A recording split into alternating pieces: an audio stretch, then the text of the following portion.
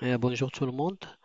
Donc l'objectif de cette vidéo, c'est de travailler avec vous un exercice que j'ai sélectionné à partir des exercices des concours. L'objectif aussi, c'est de voir les différentes techniques pour trouver le domaine de définition. Comme vous savez, les questions concours, la problématique que vous avez, c'est vraiment pas de trouver la bonne solution, parce que la majorité des élèves arrivent à trouver les bonnes solutions, mais par contre, c'est de les trouver d'une façon beaucoup plus rapide. C'est ça la problématique.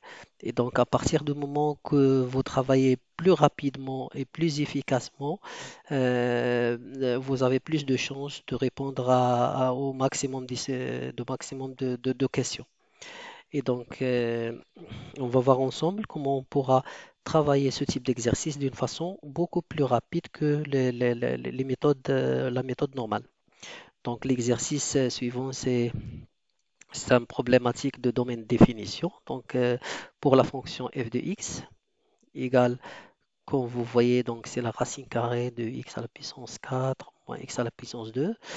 Et donc, si on veut trouver la bonne réponse en suivant la méthode classique, donc il faut avoir un DF.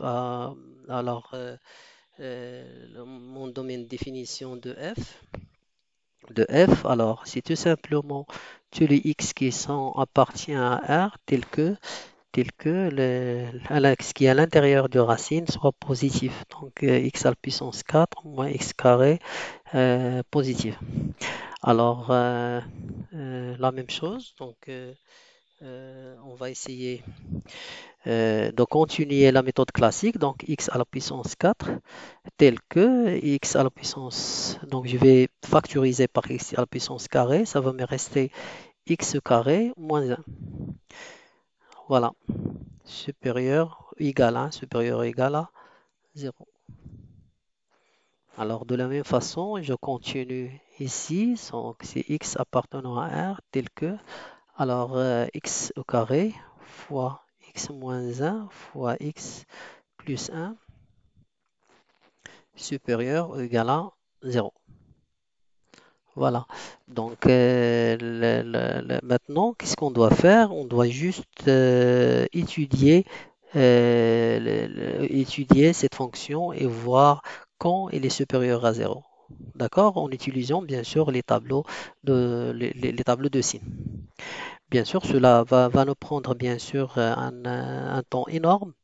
Donc, en même temps, on a tout un concours à finaliser dans un temps.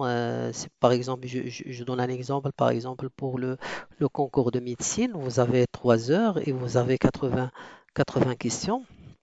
Et donc, si vous faites le calcul, vous allez trouver que vous allez à peu près 2 minutes, 3 minutes par question. Donc, ici, l'objectif, c'est vous donner une méthode qui est beaucoup plus simple pour la résolution de ce type de problème de domaine de définition. Alors, et ça, il se base premièrement à examiner les réponses que j'ai, et en plus, après, en examinant les réponses, en adoptant une méthode d'élimination des réponses. Alors, examinons maintenant les réponses que nous avons pour cet exercice.